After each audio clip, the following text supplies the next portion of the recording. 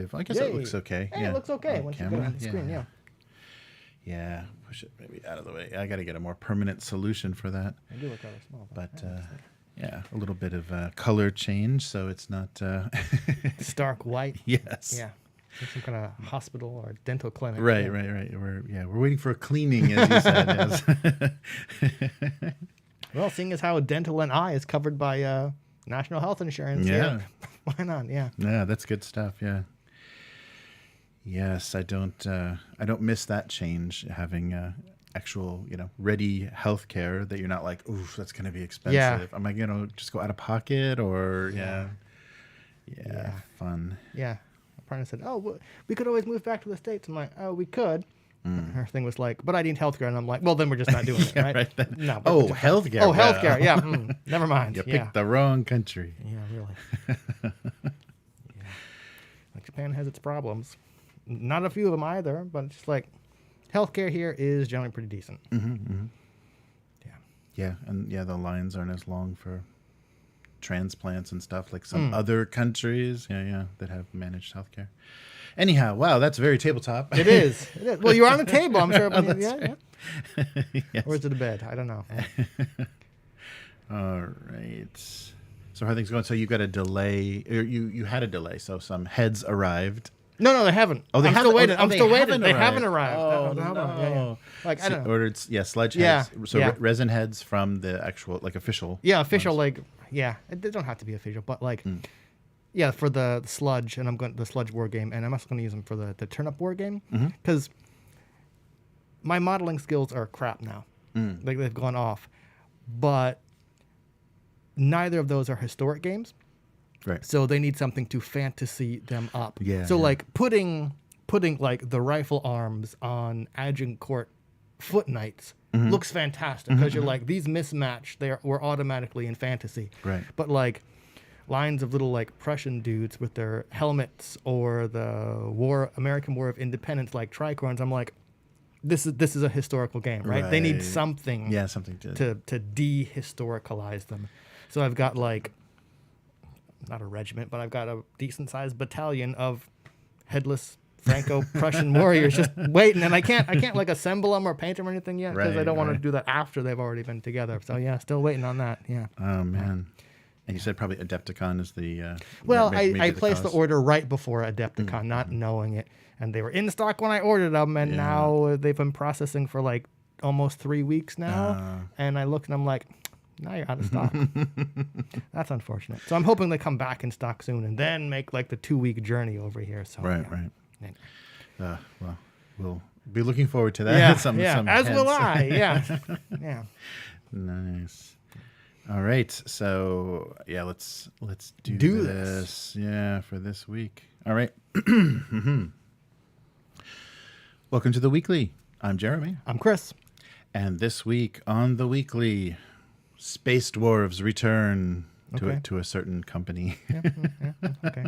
Shield Maidens. I specifically came over for this. Oh, nice. I believe the quote was Cyberpunk female Vikings. I'm like, gotta show up today. Right. Blade Runner RPG goes to, or Kickstarter date released. Yeah, so that's a little disappointing. And some free stuff, just in case you don't want to pledge any Kickstarters. So let's see what we have in store from the amazing Games Workshop. So it was kind of this switcheroo April Fool's joke where they had the silhouette of a squat is how they refer to them, which I don't think is going to fly anymore. So they can't use squat or stunty for. Well, I think there'll be some activists from the little people. I don't think squat is like all that negative sounding, especially if you put like a capital S. Yeah. I mean, right? How more offensive is squat than dwarf? Yeah. Anyway. Yeah. I've already moved this off on the table. Go ahead. Sorry. No. But so we'll see. They teased us, and so people are like, oh, but it's April 1st where they're showing us this. So what could this possibly be? And then they said, joke, what joke? And revealed a miniature. And the squats had already returned as Forge World for Necromunda. There were like mercenaries. There were 2. Well, and also for the Rogue Trader. Okay. Yeah, the Rogue Trader boxed game that squad had some twin or brothers or okay. two little squats that were part of that team. So yeah, the Blackstone Fortress stuff. Okay. And yeah, so I'm not sure what we're going to get. They haven't given us details, and Except for that one miniature. Yeah, that one miniature, a painted miniature, and everyone is just assuming, okay, the entire force is back. So are they going to do an entire faction release, or is this just going to be a kill team squad? They're just going to, and they may do that. They may start small, and see, because if they have a huge, I mean, they're releasing plastic. Horse Heresy 2.0 is supposedly coming this year too. The person I could talk to about this, because that's related. So I got about the squat thing. I've seen the miniature. Didn't realize it was an April Fool's joke, right? Yeah, because of the few Discord servers I'm on. One of them is Turnup 28, and there's an other miniatures channel, right? And people were showing that and talking about whether or not they could use the body. It's a bit too sci-fi for Turnup, but I thought it looked okay. I think it would kind of make sense for GW to make a kill team. To kind of gauge reaction, because unless they've been planning it for a while, they can't have a full force ready to go. Right? So it's like, here's a taste. Oh, they sell well. Okay, let's kind of keep developing them. But I wanted to ask about the 30K. Oh, yeah. Correct me if I'm wrong. It kind of seems like Age of Sigmar and Warhammer Fantasy Battles is kind of like 40K and 30K. Oh, right. Right? Because isn't 30K kind of an older, but now cleaned up rule set? Yeah, they're still using 7th. Yeah, they didn't even go, or a version of 7th. And I think because it's always Space Marines versus Space Marines, there's no, Tyranids or any Xenos, so you're not, the rules don't get so complicated like the mess that they turned it into in 7th. So I think they're staying with a version of 7th, but I think that may be changing in this new version. So there's new changes to the rules. I haven't read up on it, but yeah, it's going to be hopefully cleaner and more playable, but it's going to be expensive as hell. So, It's Games Workshop. What do you expect? Because they were already milking people. Like, I mean, the Forge World stuff is insane, insanely expensive. So that was the resin? Boutique. I don't know. It's kind of like, all the miniature related hashtags and stuff I look at on Instagram and other stuff. And like, whenever I see an obvious kit bash, I'm like, that's like 5 GW kits you put together there. Right. Are you Scrooge McDuck style swimming in money to use GW boxes for parts? I just want this one little piece off of this kit. It's pretty crazy. Yeah, for me, the reveal of that miniature reminded me a little bit of the Deep Rock Galactic, the dwarf mining PC game, the multiplayer PC game. They're going to have to do, and they're not, I think it's going to be kind of bland and generic. They're going to have to do something pretty amazing, because if they're going to leave that old kind of campy style of Rogue Trader, they're going to, it's going to be bland and weird, and there's already great dwarves. And the reason, so when I got back into wargaming, the first set that I bought was the Fate of the Forge Star, the Mantic Space Dwarves, and it was because they were Space Dwarves. Like they actually had the Forge Fathers, which were their version of squats. And so Space Dwarves have been around from other people, and I'm sure there's amazing Patreons with people doing Space Dwarves. So they've got a lot of competition, and just to bring this back on name recognition or like in a nostalgia only, if they look boring, it's going to be, unless they have amazing, what they will, they'll be overpowered and have amazing stats when they first come out. But I don't know how amazing this is going to be, and they're changing the name. The name of this faction is going to be the Leagues of Votann. Oh, Leagues of Votann, right? Okay. So they're going away from stunties and squats, and which I'm sure they're going to be referred to as, but I don't think that's going to be official marketing. Plus, then this leagues thing they can trademark, and you can't mess with them. So this is going to be the first release of. If they're going to be an actual legitimate force since '93, so it's been a while. It's been like more than 30 years. Yeah, that was the last full army release. Yeah, so that's quite a time ago. So so like I said, we did see them in Necromunda, and there was actually in a little bit in that last thing they did in 8th edition, their last little I couldn't tell narrative you thing. Yeah, they kind of hinted at. Okay. Because I guess in the lore, when they disappeared, they were just like, oh, the Tyranids ate them all. So they're gone. And so we did see. So originally from 87, the original Rogue Trader had a lot of artwork and kind of established them as a faction. And so you had a full army list, miniatures, and background for them. Then in 2nd edition, that was 93, they still existed. They had codices. They existed in Epic as well. I thought so, yeah. Yeah, so 92, there was an Epic faction. 3rd edition, 98, they were apocryphally eaten by the Tyranids, and that was the last we've heard. So here we are in 2022. Oh yeah, Psychic Awakenings. Yeah, there was a tease or something that kind of referenced there's still something going on. So 30 years, yikes. And so a little bit of background for them. So they have strongholds. So basically, how they establish instead of the dwarven mines. The other fantasy kind of trope. So strongholds with lords, and each stronghold has a military force. So that's how they to break up their factions, or how they that's why distinguish. They're the League. Right. Yeah. And they have labyrinthine mining installations. So they're going to be dwarf space miners. So some of the established in the lore, whether they exist or not, still the stronghold of Bruggen, the lost stronghold of Dargan, and the stronghold of Thungrim. Will all be from the original lore. So we'll see if they update things, what actually happened, if things still exist. And I guess if they stick with what they established in Rogue Trader, there's going to be 700 leagues of these dwarves. Okay. Yeah, and so each league headed by a specific stronghold.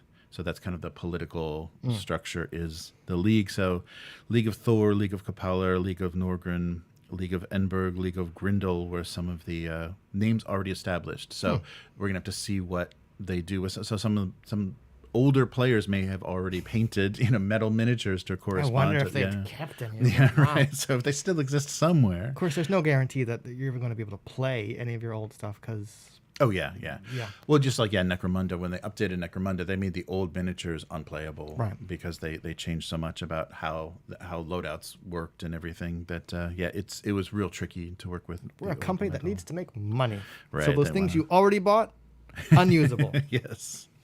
Yeah, so we'll see. And then there's the squat guilds, of course. So in the time of isolation, when they're separated from the humans in space, they preserved their technology in the strongholds. So these guilds, so it is very fantasy. It's just kind of a sci-fi version of like kind of how dwarves play in most of the fantasy settings, isolating themselves, digging underground. So yeah, but it's unless they're skillfully going to do this, it's going to throw some weird spins in, like if it's current 40K lore, then wait, they have this technology and they have this and we don't, and can't we just kill this and steal this from them? Because that's the level of technology is such a funny thing in 40K, and how they're recovering, lost tech and stuff lost tech, like the templates that are used to resurrect these old technologies. That means that's why there's a limited number of Space Marines, a limited number of tanks and everything, because they I guess getting into it, maybe with 40K, it's a bit more. It's all fantasy, right? It's fiction, so do whatever you want, right? There is no like believable, right? Right. Yeah. You got aliens, right? But I guess it maybe does sound to me more believable because of how like dense and bureaucratic and xenophobic the Imperium is, right? So there are rogue traders and inquisitors going out there who like may happen upon or search down stuff, but like. General population, they'll be like, whoa, what's that weird thing? Don't care, burn it. Right? Yeah, right. So that does work, I guess, in the favor of believability for why we don't just take this tech. Or there's such like staunch fascism, right? We're just like, whoa, alien, we ain't using their shit, right? Yeah. So so we'll see. Yeah, and I didn't see it, and I don't know from the actual lore if this is like a split, like a mutation of humanity, or if these are Xeno, like if this is a Xenos faction, or if they are going to be kind of incorporated into. If they're a lost Imperium, if they're an offshoot of humanity, well then they're just Rattlings, or Ogrins, right? So I think I would imagine they would have, maybe not, but hey, I would imagine they would have to be a kind of a Xenos, kind of the way the Eldar are. Yeah, so they're coming back, and it's a long time, and there's been a lot of good space dwarf, development since then. So they're going to have to try pretty hard, which they won't, but also to make like this amazing. Yeah. You say that, and I agree, they won't. But will they have to? Oh, it's GW. Yeah, that's right. Yeah. People are going to, like, their rabid GW fans are going to buy their stuff. Yeah. It has returned. Yeah, so from that one miniature tease, I don't have a lot of hope. I think they're going to be pretty generic, just like, spacesuits with little shorter. bearded heads. Yeah. And that's the thing with Mantic, though, that turned me off eventually is there's a lot of non-bearded dwarf characters. Think about it, like maybe hair kind of gets caught in stuff in space, right? In space, it's not practical. It's very hairless dwarves.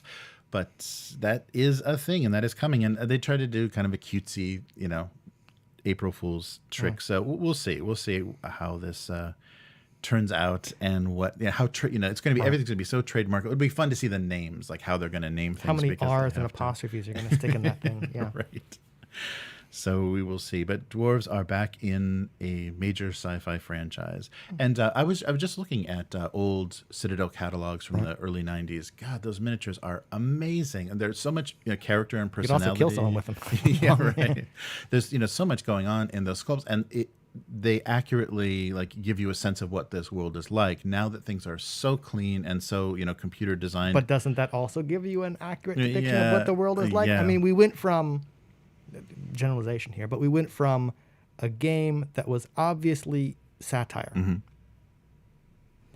to you have that being a contentious point, and you getting yelled at online about no, these are the heroes, and you're like, bro, look at the Imperium, those are not heroes in any sense of the word. And even GW is kind of flipping on that. We're like that statement they put out, right? Well, it's like, it's great, you want to combat fascism. Maybe that's hard to argue when you put one of the worst factions as the saviors of humanity. And even if you don't say it, they're the hero shot of everything, right? Anyway, I think it fits, right? This kind of clean computer design kind of thing fits the, well, we're joking, but maybe not kind of. If you wanted to play seriously fascist, what are we going to do? But our company, of course, is not. They always that the corporate message is like, we're inclusive and accepting, even if our lore is not at all. So we, in our lore, we decided humanity has failed, but we as a company are on the right side of history. All right. Well, let's look at something a little bit more fun and a little bit, nice. A little bit more of a fun mashup. So our first Kickstarter this week from the designer of the Starship Troopers game, Mongoose is publishing Shield Maidens. So I thought this may be right up your alley, but there's a huge problem that this is going to pose for you.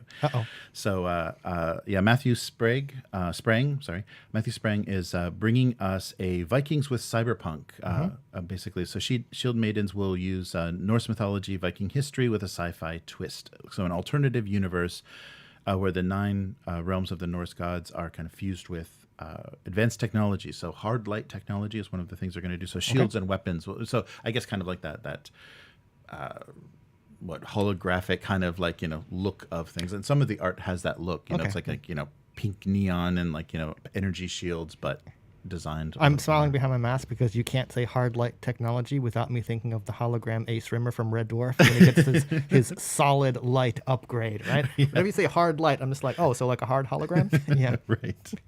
Yes. So in this game, everyone is going to be playing as daughters of the goddess Freya, and you're fighting against. So the power of Ymir's blood is fading, the blood is running out, and Ragnarok is approaching. So you are opposing the forces. Seems kind of futile because you ain't going to win. Yeah, right. Which, I mean, I'm not saying that's a bad game or a bad setup. I mean, knowing the outcome of a game can be kind of fun, right? And the whole thing of Ragnarok for me was like, yep, we're going to lose.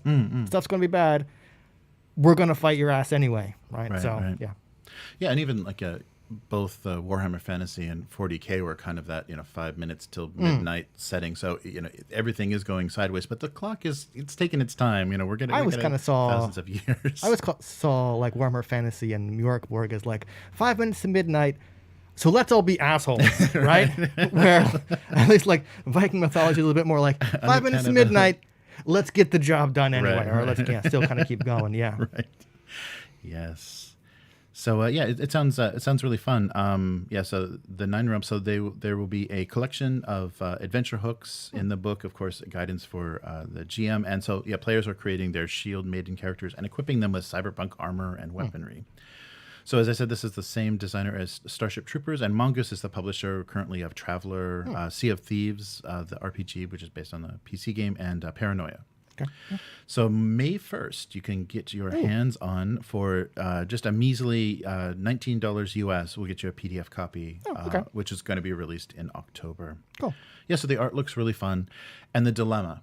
So during a session, do you play Viking Metal or Synthwave? I was expecting something much more difficult, like some kind of blockchain bullshit thing about Kickstarter. Ooh, interesting question. I'm going to do that gif of why not both at the same time. Yeah. Yes. Just a mashup. Well, now I'm going to have to find Viking-inspired synthwave to play just for this. Definitely. Yeah, so it looks good. It looks fun, and the art is very evocative. So we'll have a nice sci-fi, and I think we've already seen that. And I think one of the board games that where they took like Greek mythology and made it kind of cyber sci-fi. I think there's already been like a Ragnarok, like a Fall of Ragnarok, or some kind of weird sci-fi cyber adaptation of Vikings. So we've seen Norse mythology. I'm sure there has been. I'll have to go check this out because it sounds interesting. It also sounds like you do a lot of fighting.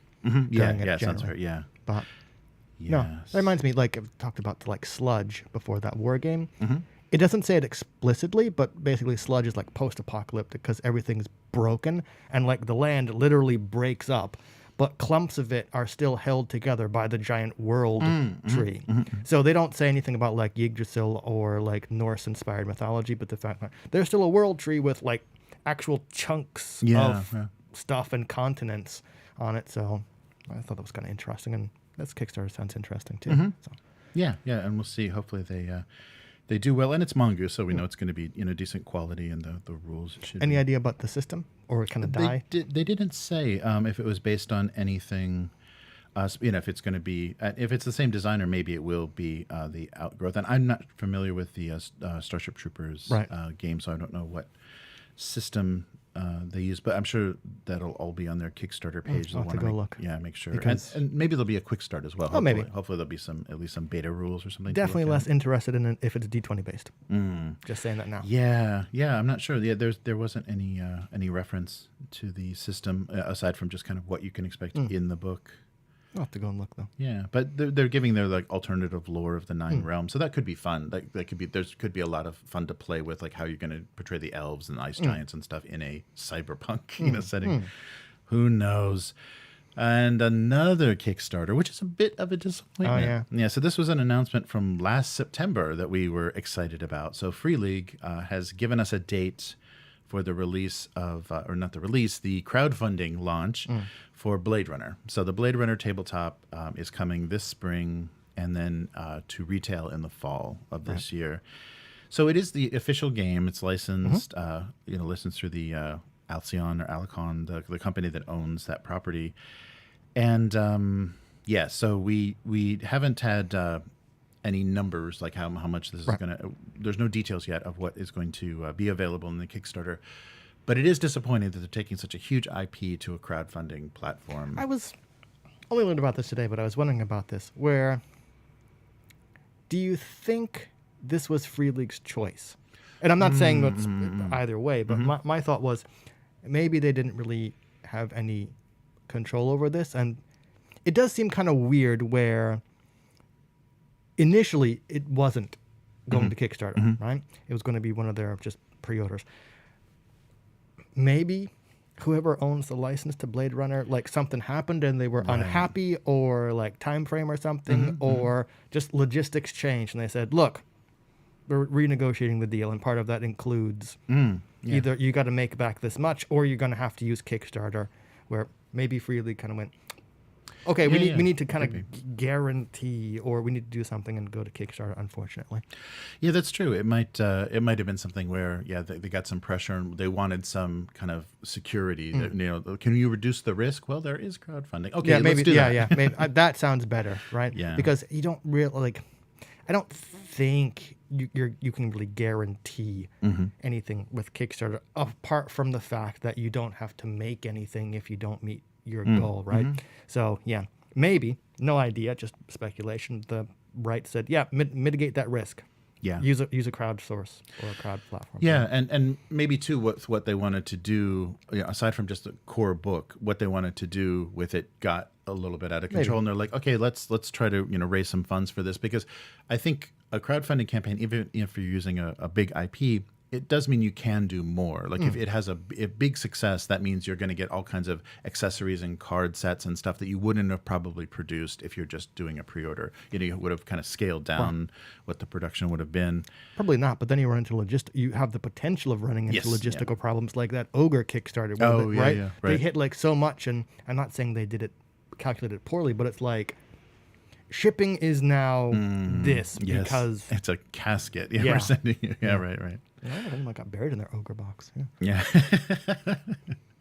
So, not happy about this. Hopefully, it means it's going to be a bigger production. Hopefully, it means it increases the quality of things. I'm sure there's going to be, like we're seeing, there's going to be limited edition covers or something that will come out of this, which is always a thing, but maybe more support materials, which would be good.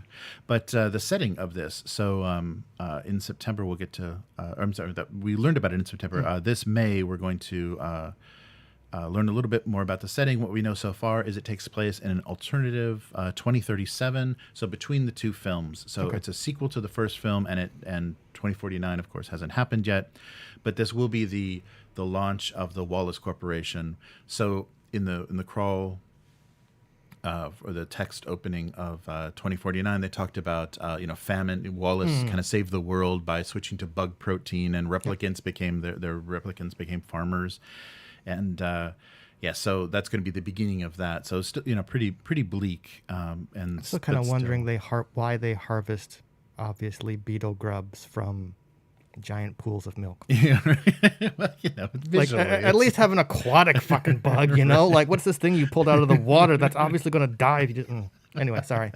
Right.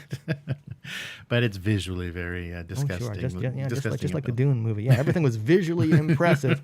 Made no fucking sense. I'm just like, anyway. So the interesting detail that I don't know if we'd heard before is you can play either as a human or a replicant.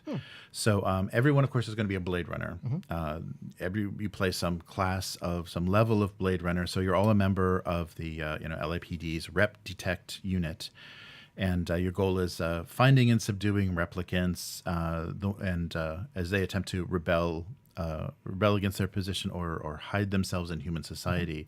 But because you can play a replicant, there will be, it seems, a little bit of questioning of who you are. Right. So if there's a mechanic, I think that's a really great thing if they can do this successfully, where a player says, I'm a replicant, and it's just you've been deceived. Like there's something in the game that actually reveals that no, you are not, or I'm definitely human. I'm definitely human. So playing with that question that the first movie asked, it would be fun if there is a mechanic where you can kind of undermine a player's like belief in who they are, and then that would kind of manipulate the choices they may make. Because one of the things that they say is that you can do your job or you can offer mercy. The kind of meaning of that is up to you, because you're not going to be rewarded for your job. Deckard was always, next. Yeah, right. Why would I want to play this game? I'm not going to get rewarded for my job, and it's just like a daily grind. Never mind.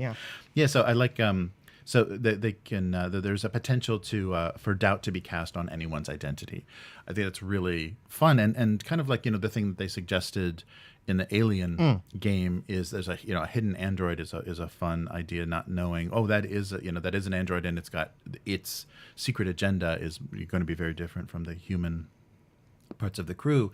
If everyone in the game has a potential to be undermined or be confused about who they really are and what their purpose is, that might be fun. And if you're in a party or you're playing together from the same precinct or whatever, it'll be interesting to assist each other through that doubt or confusion, and then the decisions you're going to make. So are we just going to eliminate all of these rebellious replicants, or are we going to form an underground resistance? Oh, yeah. I wonder if that's an option or something you could potentially do in the game. And I was kind of smiling because I don't know if it was intended to be played that way, but thinking about what you said about Alien and how Chariot of the Gods kind of came out first and had the hidden android mechanic. Then, like, the very short cinematic adventure in the core book has an open synthetic. Right. And I was kind of thinking about the progression of the movies, how I think the idea was, we've played a game with a hidden android, and wow, that one fucked us up. Even though we're different characters, and this is a different setting and a different game, there's an open android. Are we supposed to trust them? I think, like, just like you went from like Alien to Aliens with like Ash and Bishop. I think that's what they were going for with the cinematic, the release of the cinematic things in Alien. Yeah. So they have the potential, based on past titles, to do like that hidden role thing really well. And so, like, an open replicant in the rep tech department. Do we actually trust them? Right? What kind of sick, twisted replicant actually goes out and hunts other replicants? Yeah, right. Yeah, Or like the hidden replicant, or maybe you don't know. So I don't know how or if they would do it, but based on past titles, I think they have the ability to, or Free League has the ability to do it and kind of explore that. So. Yeah, and it would. I think if it was like a hidden mechanic that the game master is kind of maintaining, and they'll like try to feed you clues, or you're finding origami everywhere. That's kind of referencing, because you have that implanted memory thing. There's certain things that you can trust and can't trust. So being able to kind of like pull the rug out from under players might be really fun and really like, okay, wait a minute here, wait, I don't know if I want to do this anymore. Just like the fear and panic. My preference would be that has to be mechanical. Yeah, right. Because while you can trust certain players to act certain ways and to try and roleplay that, I think has a lot more teeth when it's, no, for a short time you're not going to get to control yourself or your character, right? Or like, you thought this was true? Sorry, it's not, right? Or even if it's potentially like, sorry, this is your actual stat now. Something like that. Yeah. Oh, yeah. That would be, very interesting. So, we'll see. And this is going to be crowdfunded, so we'll see the exact success, exact popularity of this. And I wonder if, Blade Runner has kind of waned a little bit, maybe. As a license. So maybe or as a property. So maybe they were a little bit worried about how it would sell if they just went straight to pre-order. But we'll find out on May 3rd. So the Kickstarter launches May 3rd, and then smack in the middle of a golden week. Yes. Yeah, right. And fulfillment will be in the fall, hopefully, as all those things go. So if you don't want to pledge to a Kickstarter or throw your money away, we have some free options for you. So this was just something I noticed on a list that's still available. It'll be available until the end of this month, April 30th. And maybe something you're not going to run out and get, but it's free. It's free. But if you are using Roll20, you can just click a button, and added to your library will be the entire release for virtual tabletop for Roll20 of the Lost Mines of Phandelver. Oh, cool. So a very well regarded adventure to start 5th edition. So 5th edition D&D. So that's going to mean you get the maps, the tokens, the entire module. And this is a real, it's a nice, if you're a first-time DM or you've got a first-time group, this is a really nice adventure to take them through, because it's a teaching adventure, kind of builds, very easily. So mechanics keep getting added, and so people can start to, get their head around the strategy or the thinking in the game, as well as a lot of fun role play opportunities. So so check that out if on your Roll20 account. We'll put a link directly to the marketplace slot, and then you just click add to your library, and then it's there. If you're logged into your account, it's there.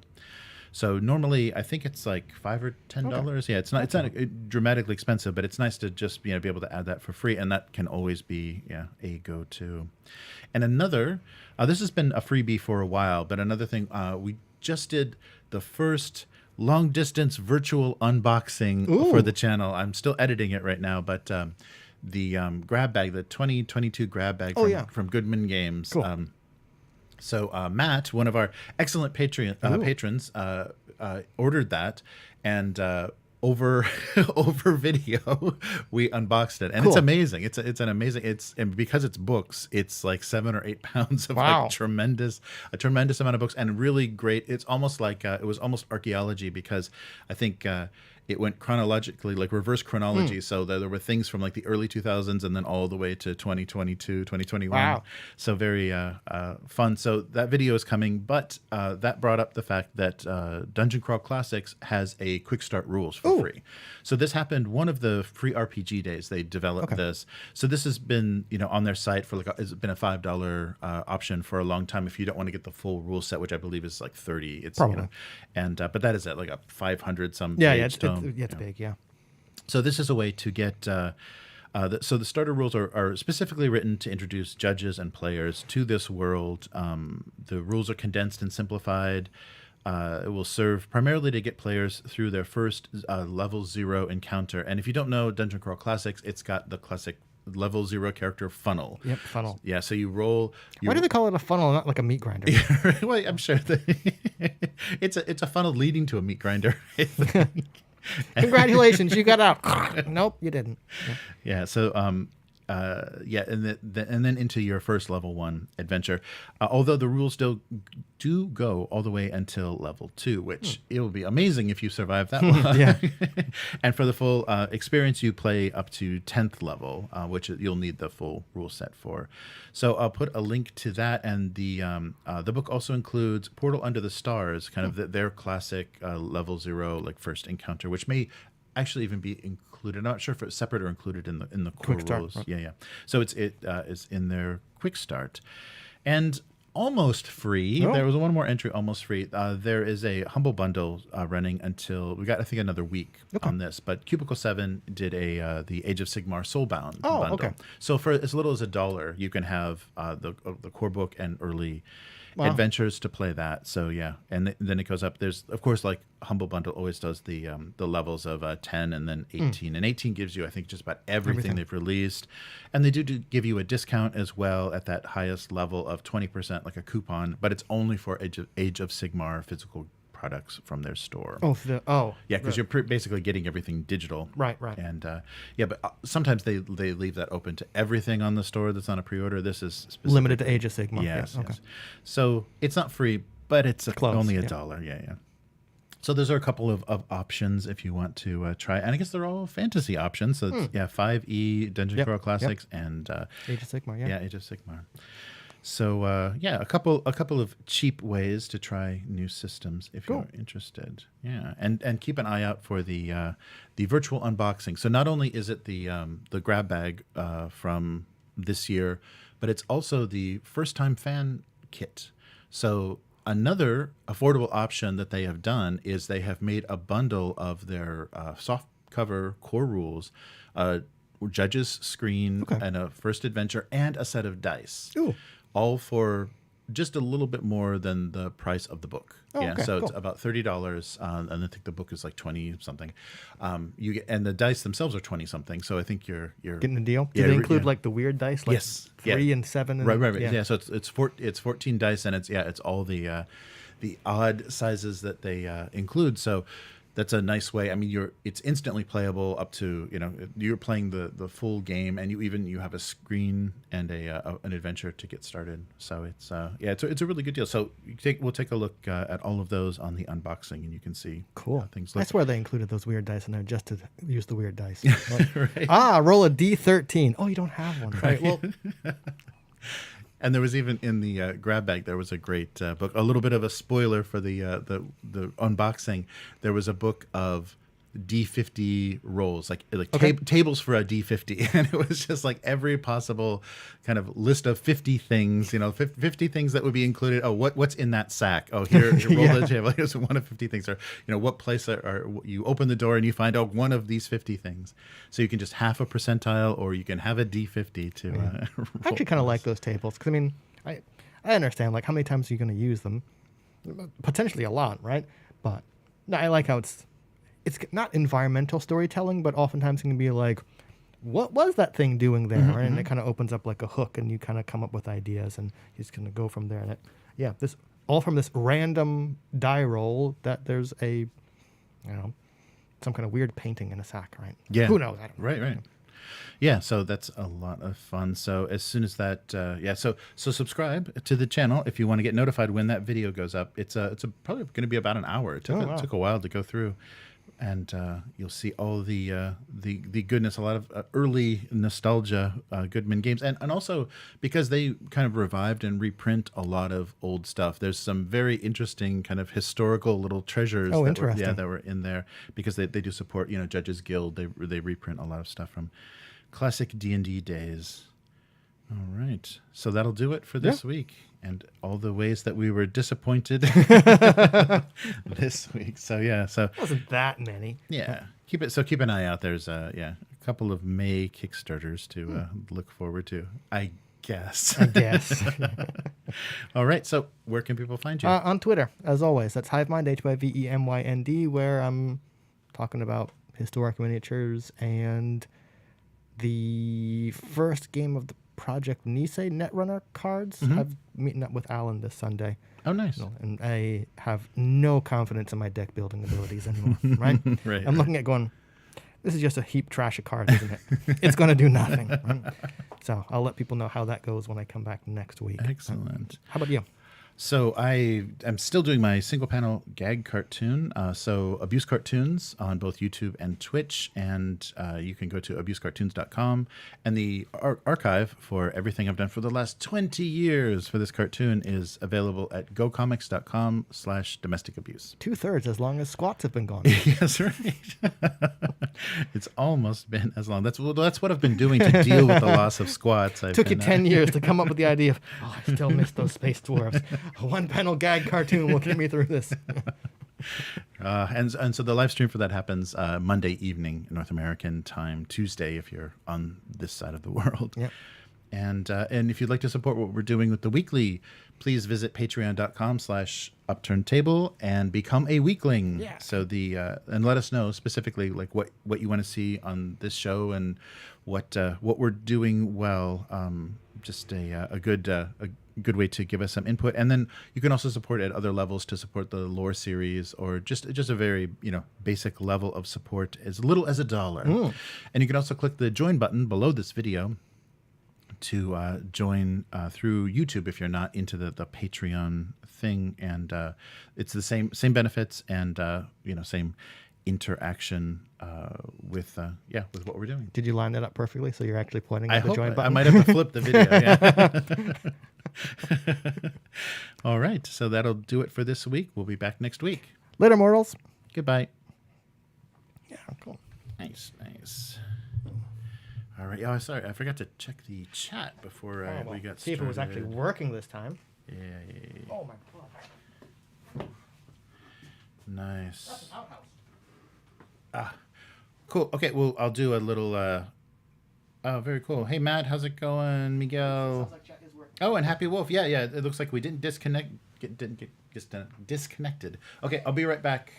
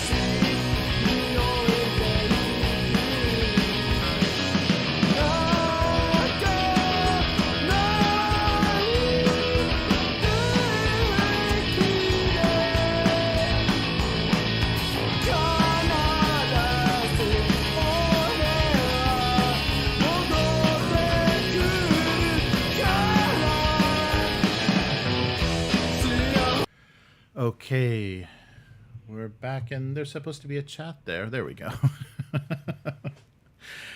All right. So, hey, everybody. Oh, I think my mic placement was kind of rough this week. Sorry if if it was a little echoey before. So good to see everyone. Yeah, Miguel immediately when he saw Space Dwarves in the in the title was saying, yeah, they've been around for a while. Those 30 years of absence from Games Workshop does not mean that there weren't Space Dwarves in wargaming. That's true. There's a lot of and so that's what I was kind of thinking is they're going to have to do a really good job or do something. I think there's just going to be a lot of complaints. There's going to be a lot of nostalgia, and then a lot of you kind of fuck this up, like bringing them back. So hopefully we'll see. Anyway, I can't wait to read that squat novel that I'm sure is coming from Black Library. Nice. Yeah, and also, yeah, right. That's a good point. Yeah, the Patreons, a lot of Patreons and Kickstarters for at least STLs or resin miniatures for a lot of good looking sci-fi miniatures. So we'll see. It'll be interesting. I don't have a lot of faith in Games Workshop, and we'll see how it looks. All right. And Matt says, what I'm going to do with all these books. That's right. Yes. Yeah, we should put some in the mail. I'll take all of the, what was it? The the competitive fantasy dungeon battles. Yeah. So I'm almost done getting that edited. And the video turned out really well. I was worried when Matt and I were recording if we'd have any internet interference of the sound quality, but because what we're using records locally, it's perfect. It's beautiful. So you can see everything unboxed very clearly. So yeah, and Matt even sent me, thank you very much, Matt, for doing that, photos of the spread of everything that was in the grab bag. So I think we're calling it the mystery box through the whole video, but I checked on the website again, and Goodman Games called it their 2022 grab bag. But yeah, that should be fun. Yeah, the squat miniature does look very boring. It's just like a short little spaceman, and there was so much odd personality to the original versions of them. But I guess we've already seen that they are just going to be kind of a little boring, because the ones that they have shown us for Necromunda look like that. A little on the boring side. Wow, Games Workshop, yeah, 47-year-old. Oh no, so we've got a 50th anniversary of GW coming up soon. Yikes, we'll see how that goes. Oh, okay, thank you, Miguel. Yeah, Abhuman, that's right. I knew that I had heard that before. Yeah, so like so they won't be considered Xenos. They're just a like Ogren, I guess. Like modified human. Right. Yeah, humans from high gravity worlds. Right. Yeah, thanks, Matt. Hey, Happy Wolf, that was great. I haven't seen you in a while. Yeah, sorry. We were in touch on Discord for a while, but switched over to a new Discord. So I'll have to post that link so we can get everybody on the Upturned Table Discord. Nice. Cool. And Matt said Gunship has some cool fighty synthwave tracks. Oh, that's good. Yeah, that'll be fun to see what Chris can find. If there's Viking inspired synthwave metal, I don't know. It's going to be quite a quite an aesthetic. Nice. Yeah, so Blade Runner going to Kickstarter is a disappointment, and I wonder if there is. We'll never find out, because it's not a big enough interest, but we'll never find out exactly what it was. But it could have been the scale that they wanted to do, or just the timing, or people kind of they could have even lost confidence in the success, because I think there's an anime project that happened, and they did an anime, like a prequel to 2049, to explain the destruction of these databases or whatever that basically threw everybody's identity up in the air. So they lost track of the old Nexus 6. I don't know, but we'll see.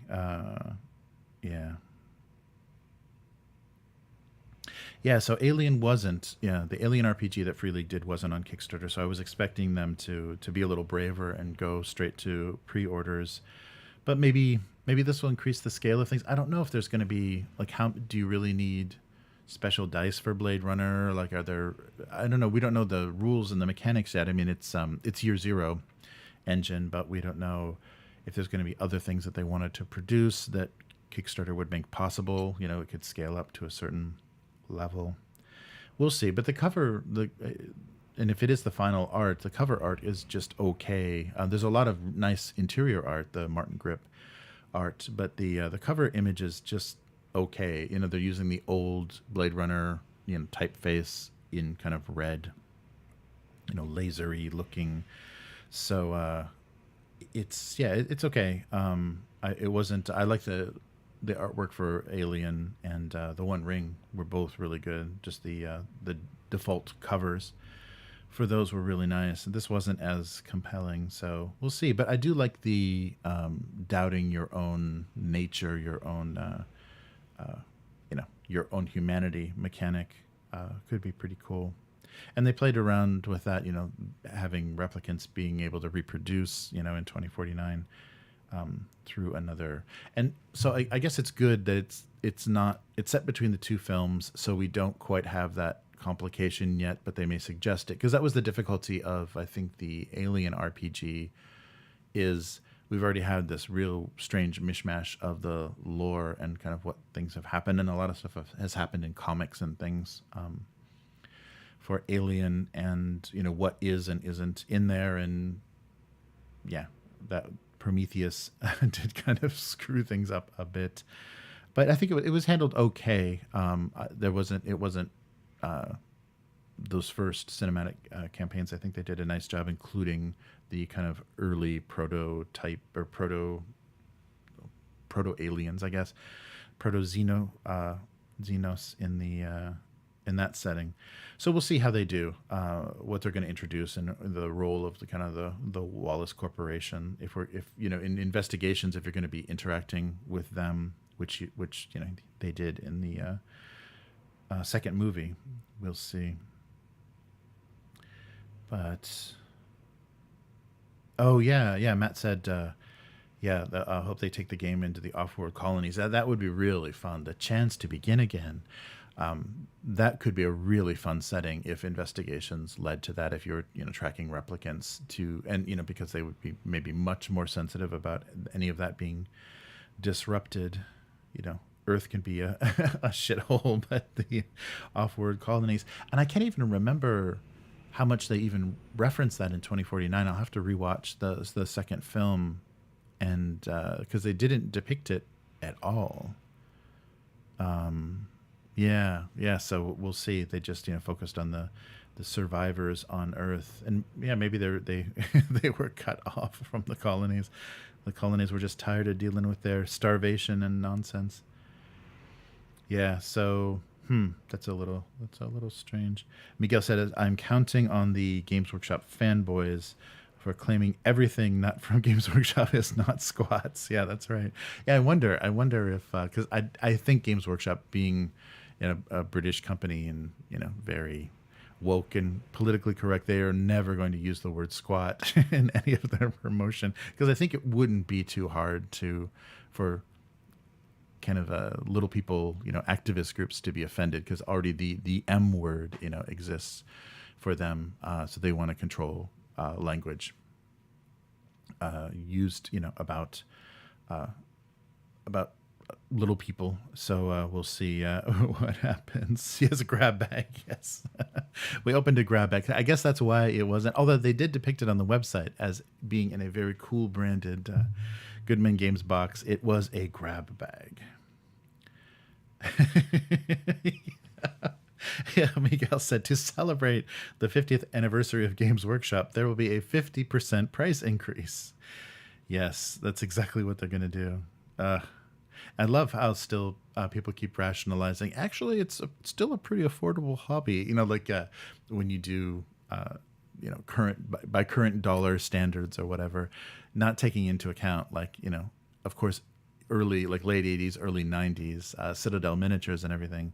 Of course, the price of those is high because they're made in such small quantities. And yeah, it's funny. That was something that I saw just recently. One of the things that is very shocking when you find out, like if you become a Games Workshop employee, one of the things that's very shocking is after the design and the tooling is done from the miniatures, the cost to produce the miniatures is insane. So it's kind of like a Starbucks model. It's just like a few pennies to make a cup of coffee, and we can sell it to you for $5.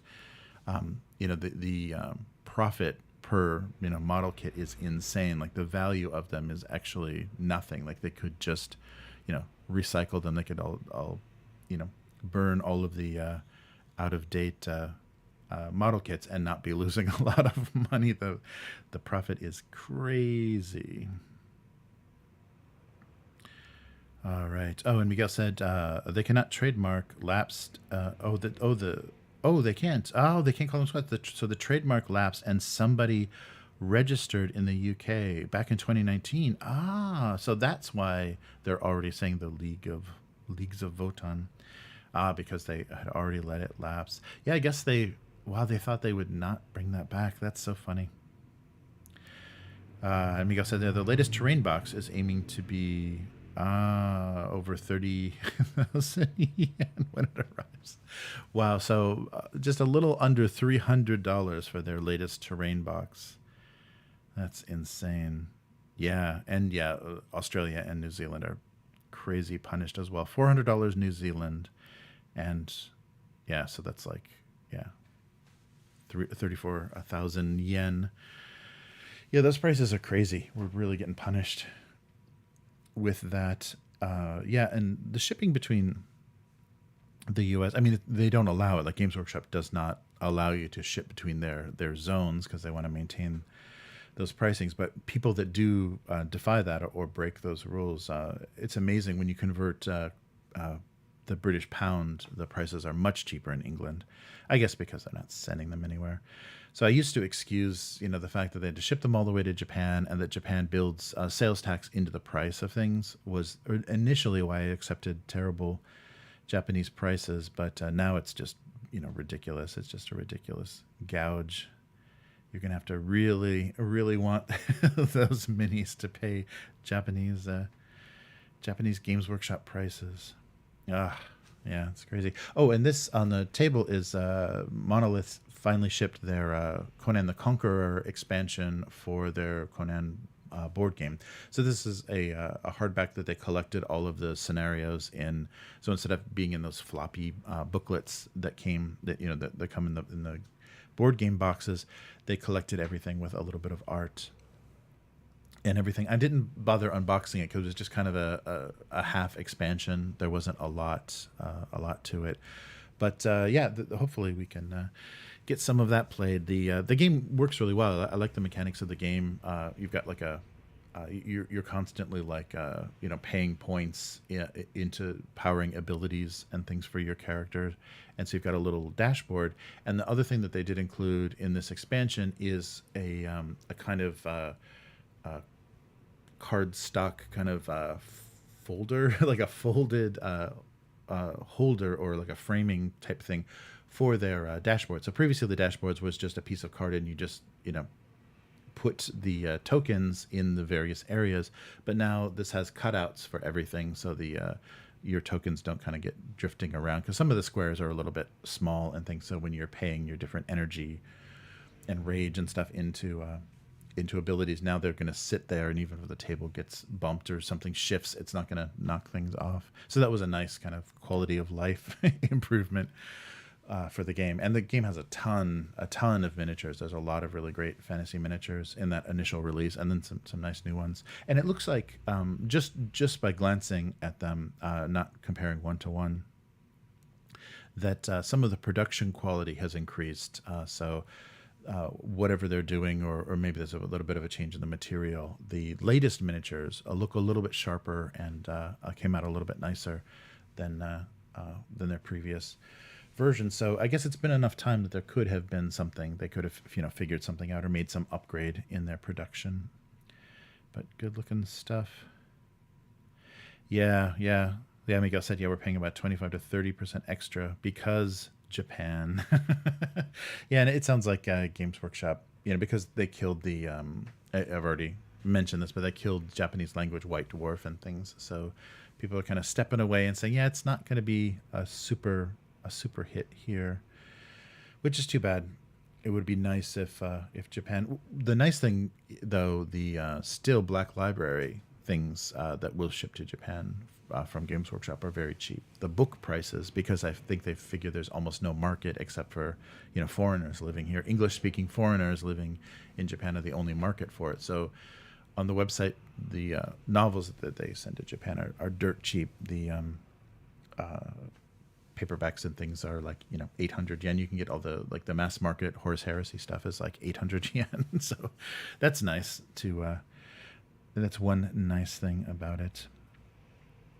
But that will do it for this week. How are we doing time wise? Yeah, I wish there was an easier way to see how long we've been online. It's good to see everybody in the chat, and especially Happy Wolf. It's been a long time.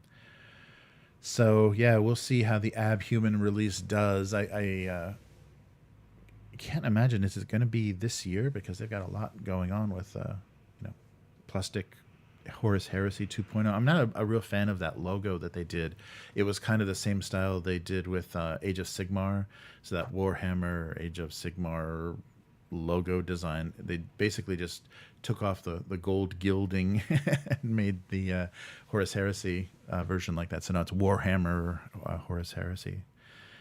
So we'll see, and we got, I guess, new books coming out, and that's a shame because those books, those super expensive, books for Horus Heresy haven't been out that long, and now they're going to replace all of those, and people have spent like $150 like per volume of that for the rules, and yeah, I'm going to be I'm very interested in playing Horus Heresy, but I'm going to be very wait and see about how this new edition looks, and then we'll see. Maybe just find alternative rules or something. Oh wow, and Imperial Guard got pushed back probably to the fall. Yeah, that's a big frustration, and people were saying, yeah, they better not squats better not come out before Imperial Guard. Yeah, there was something that was saying that they didn't do well in the meta for 8th edition, and now a delay for a codex for Imperial Guard in 9th is not making people very happy. Yeah, so I don't know. We're going to see what's going on. And also I'm curious about the if there's going to be a scale change with Horus Heresy, if they're going to actually... That would be pretty cruel if they kind of invalidate or make look kind of shabby all of that old Forge World stuff that people bought for the first version of Horus Heresy, and the plastic is going to be scaled up a little bit. So anybody that buys the new stuff is going to have a beefier looking army. That would really suck. And I wonder what's going on with Siege of Terra. So there's 2 more books coming, and it's been a long time since the last book. So yeah, I wonder how that's going. I wonder if there's some problems. They're having some kind of narrative problems or whatever, because it's going to be a huge climax. I mean, we already know what happens, but the events of the final events of the Horus Heresy, they're going to tell in a novel, and maybe they just are having trouble getting there. So we'll see. It's been a bit of a delay because everything that's out already made it all of its way all the way to paperback. So yeah, it's been a while since they've released a volume. And Miguel says, guess what my main army is? I bet you're a guard player. Oh man, yeah. I was who was I was on a live stream talking foolishly about having to paint like sets of, I think I painted 80 total, but sets of like 40 poxwalkers for my death guard. And I was talking about how difficult that was, and orc players and guard players are like, shut up, paint, how about 200, 200 of a of an infantry troop. Yeah, so we shall see how all of this turns out. I hope it's at least fun, fun to watch and fun to see how stupid. But already, that's the thing I forgot when I was talking to Chris about it. Already I really feel that Games Workshop has fucked up their fantasy dwarves. I think both the Fire Slayers and the the wacky air dwarves of the Caradan, whatever. Yeah, the airship flying dwarves both suck. I mean, the aesthetics are just weird. It seems like they like got some people together to pull various fans, or they're just trying to pull out of the lore. What about dwarves were the popular aspects that are more licensable or more trademarkable? It's like, well, the Fire Slayers are uniquely Warhammer. Okay, but let's do a whole faction that's only, or not Fire Slayers, but the the orange Mohawk dwarves. Damn it, I'm totally forgetting the Slayers. The dwarf Slayers are uniquely Warhammer and very identifiable. So those are ours. So let's do a whole faction that's only Slayers, and then let's because I don't know, mechanical. Let's do air dwarves. So now and then they did sea elves and stuff. So I really think both of those releases suck because I love Warhammer dwarves, and I wasn't interested at either of those for Age of Sigmar, which is really means they screwed it up. So all of that stuff that came out right at the end of the dwarf stuff that came out at the end of Warhammer Fantasy was still my favorite. Yes, Caradan Overlords, that's right. 200 plus infantry. Oh, Miguel, that's brutal. I'm not not interested in their fantasy dwarves anymore because they had to theme them so heavily. So I'm just worried the squats are going to be another failure to actually make fun dwarves in a unique kind of way. Looking back at all those old Citadel miniatures, man, I really wish that should be how they break stuff up and how they go after the older audience. And I don't know why they can't, because they must still have some version of those original models. Why they couldn't start, I mean, maybe that will be the beginning of Games Workshop getting into STLs or whatever, and 3D printing is going back and doing 3D scans or whatever they've got of some of those original Citadel miniatures and releasing models of those, because there's already so many artists that are trying to recreate those, like within a not kind of piracy sort of way. What am I trying to say? Without kind of directly ripping them off, they're doing a lot of fantasy inspired things that are based on those early Citadel sculpts. So I would love to see those actual miniatures, because going through those catalogs, there's such great stuff. The orcs and the goblins in fantasy are great, and then the miniatures were really, really fun in early Rogue Trader. So it's a shame that those are just inaccessible, and we have this like new bland version now that's designed on a computer and very generic. And even the old world so that's going to be the heartbreaker, is they're going to re-release the Warhammer Fantasy Battles kind of old world setting, but they're going to computer update all those models, because I think they showed some Kislev and some early, I think it was just concept art. There weren't any 3D renders or anything. I'm not sure. But it looks like Warcraft. It looks like World of Warcraft. Like they're really pushing things in a weird direction. But I'd love that. I'd love if they kept that. Just the whole tone of things. And I think even in the latest version of the 4th edition of Warhammer, the fantasy RPG, they make it more generic and boring. Like you lose a lot of the character and the spirit of that setting. So I hope we get something. Yeah, that's true. Yeah, and that's the interesting thing, is they can't compete right now. I mean, I think the reason that they couldn't even go into that is there's already people doing it so much better, and the quantity. I mean, you're getting almost whole armies produced monthly for like a $10-15 Patreon pledge level, or like a tier on Patreon. You're getting almost entire armies with like huge scale beasts and war machines and terrain and stuff, like some of these like Titanforge and some of these Patreons are just way out producing anything Games Workshop is doing. Like you're saying, like Miguel said, one-page rules and stuff. Yeah, they're already being like outclassed in output and design by so many artists that it'd be impossible. They really have to lean on their investment in the technology and their investment in the plastic, the polystyrene stuff that they're doing with that expensive tooling. And the STLs, that's right. And who wants to pay $50 for an STL? That would be the thing that they would do is, we did scan. Look at these old Citadel miniatures. Would you like to print these yourself? Well, how about $50 each? Yeah, that's exactly right, Miguel. They would totally fuck that up. Oh, man.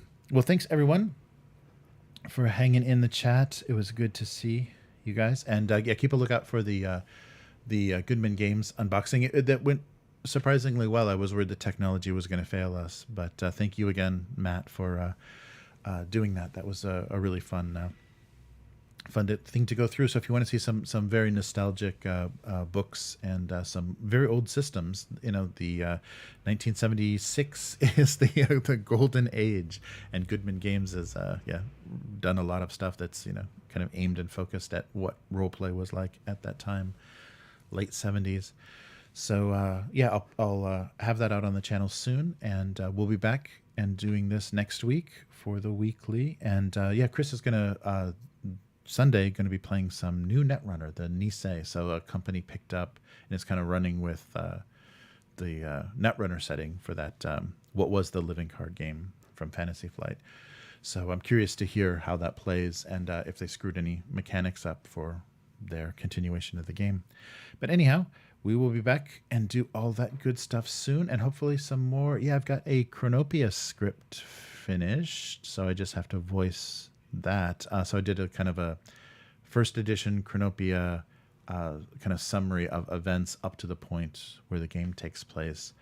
As a kind of a test to see if I can do, if my voiceover and everything works for fantasy as well. And also fantasy assets are a lot more different. There's not so much 3D, since it's not space and planets and things, there's a lot less resources. So you can see a lot of forests and mountains, I think, in a Chronopia lower video.